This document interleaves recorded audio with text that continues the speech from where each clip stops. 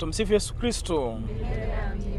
Basi tunapoendelea na safari yetu kama mahujaji wa matumaini, ni vizuri tuendelee kushirikishana na kutiana moyo ili kuweza kufanya hija yetu iwe na maana, lakini pia iweze kuzaa matunda yale ambayo yanakusudiwa, si tu na sisi wenyewe lakini pia na Mwenyezi Mungu ambaye ametuumba kwa sura na mfano wake, na anatupa nafasi hiyo ya kung'amua umuhimu wa kufanya hija katika maisha yetu ya kiroho.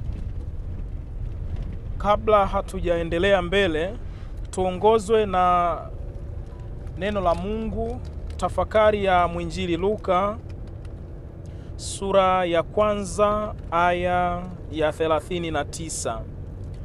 Basi Mariamu akaondoka siku hizo, akaenda hata nchi ya milimani kwa haraka mpaka mji mmoja wa Yuda. Tunaweza kuendelea. Akaingia nyumbani kwa Zakaria, akamwamkia Elizabeth. Ikawa Elizabeth aliposikia kule kuamkia kwake Mariamu, kitoto kichanga kikaruka ndani ya tumbo lake. Elizabeth akajazwa Roho Mtakatifu, akapaza sauti kwa nguvu akasema, umebarikiwa wewe katika wanawake, naye mzao wa tumbo lako amebarikiwa. Limenitokeaje neno hili hata mama wa Bwana wangu anijilie mimi? Maana sauti ya kuamkia kwako ilipoingia masikioni mwangu, kitoto kichanga kikaruka kwa shangwe ndani ya tumbo langu. Naye heri aliye sadiki, kwa maana yatatimizwa aliyoambiwa na Bwana. Neno la Bwana.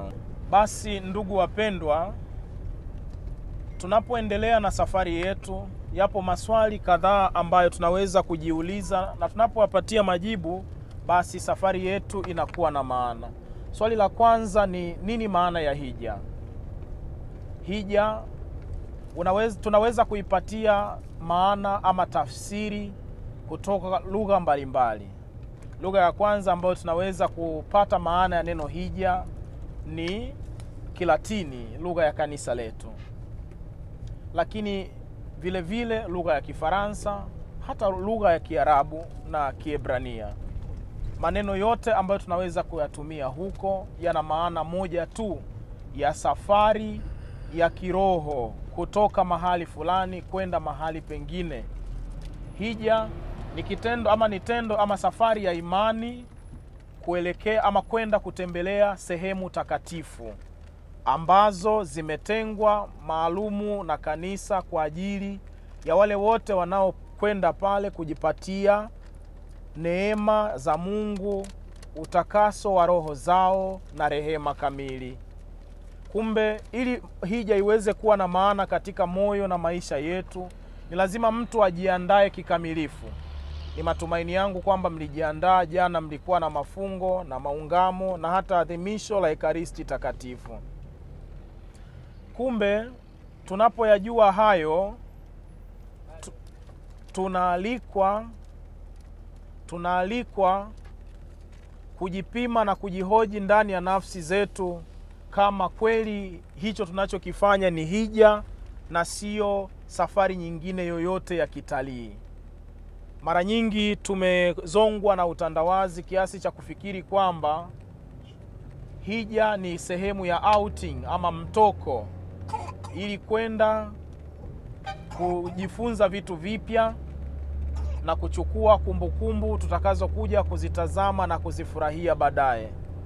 Kumbe kama ambavyo tunaongozwa na maana ya neno hija, ni safari ya kiroho ambayo kwayo ndani mwake inabeba maendeleo na makuzi ya roho zetu, na uhusiano wetu na Mwenyezi Mungu unaimarika zaidi na zaidi.